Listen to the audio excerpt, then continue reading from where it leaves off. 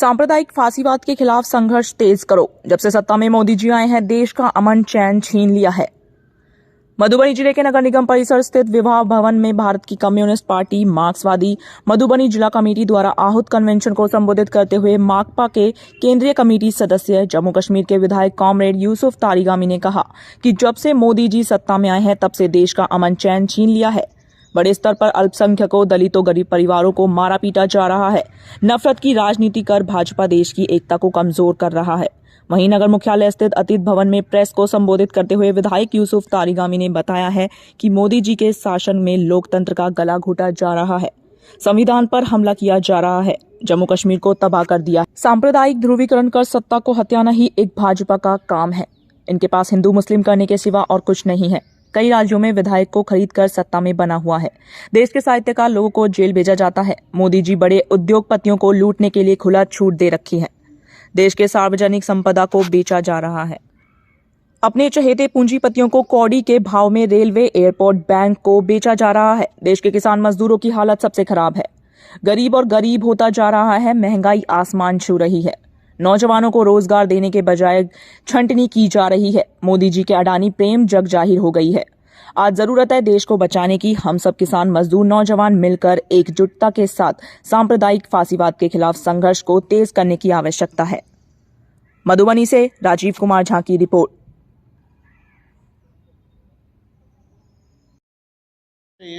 Disconnect कर ले from the debate itself. क्या आप समझते हैं कि ये कॉन्स्टिट्यूशनल है?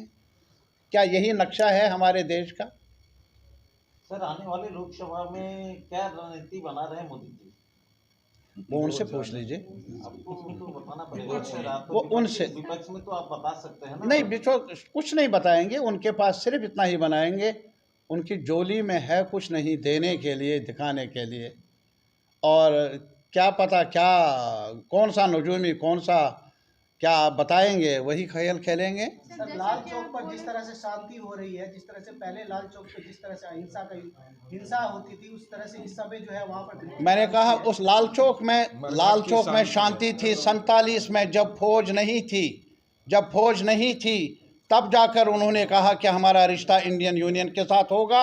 वो भारत, वो लाल चौक मुझे वापस चाहिए। ये लाल चौक नहीं जहां आप झंडा चढ़ाएंगे, मैं चढ़ाऊंगा, लेकिन फौज के साए तले। हमें वो लाल चौक चाहिए जहां उस वक्त हिंदुस्तान का नारा लगा जब वहां फौज नहीं थी और उन्होंने कहा कि हिंदू, मुस्लिम, सिख इत्तेहाद जिंदाबाद जिंदाबाद। ये नारा कहीं नहीं लगा, अमृतसर में नहीं लगा, दिल्ली में भी नहीं लगा। ये नारा लगा तब जब पार्टीशन हुआ था लाल चौक में, जब गांधी जी ने कहा था अंधेरे में रोशनी की किरण अगर दिखती है वो श्रीनगर में है। आपको लग रहा है ये न्यू इंडिया का सृजन हो रहा है देश में? मैं एक ही चीज़ बताऊंगा, पुराना इंडिया ये था कि कम से कम आप और मैं एक साथ मिलकर सपने देखते थे। अब उन सपनों को भी उजाड़ा जा रहा है, लड़ाया जा रहा है। आज आप ही अभी प्रेस को देख लीजिए, आपके न्यूज़ बड़े बड़े चैनल्स को देख लीजिए, मन करता है आपको देखना? अभी आप ही देख लीजिए, अगर आप जुर्रत कर ले कहीं से, कितने ही आपके दोस्त हैं, साथी हैं, कोलीग्स हैं जिनको बिला वजह गिरफ्तार किया गया और बाद में एक जेल से लेकर दूसरी जेल तक जाने के लिए भी उनको काफ़ी कुछ करना पड़ा, कहना पड़ा, तब भी बात सुनी नहीं जाती। ये हाल है हमारे, यानी freedom of press which is important for making the leadership of the country, the institutions of the country accountable।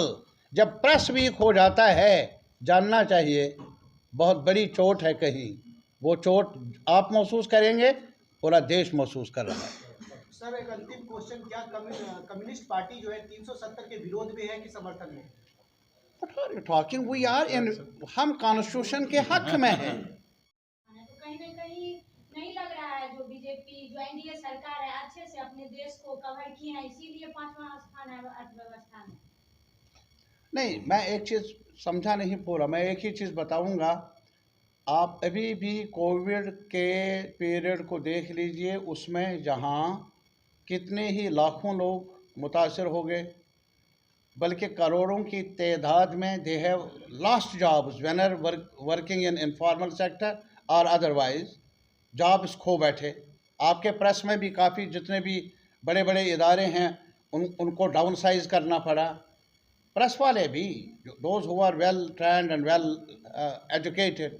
और इसी के अलावा जहाँ तक, और इसने एक्सपोज किया, जहाँ तक उस दौर ने एक्सपोज किया हमारा सिस्टम कितना है, हमारे पास ऑक्सीजन की कितनी कमी रही, हमारे पास लकड़ी नहीं थी हमारे देशवासियों को वो जलाने के लिए, या कोई कफन नहीं था उनको ऑनरेबल बेरियल देने के लिए। लेकिन बहरहाल तब भी आप देख लीजिए उन 2 साल का 3 साल का जायज़ा ले लीजिए, जहाँ पैसा नहीं इलाज के लिए, कफन दफन के लिए, वहाँ बिलियनर्स जो है ना हमारे देश में, बिलियनर्स की तादाद में इजाफा हुआ।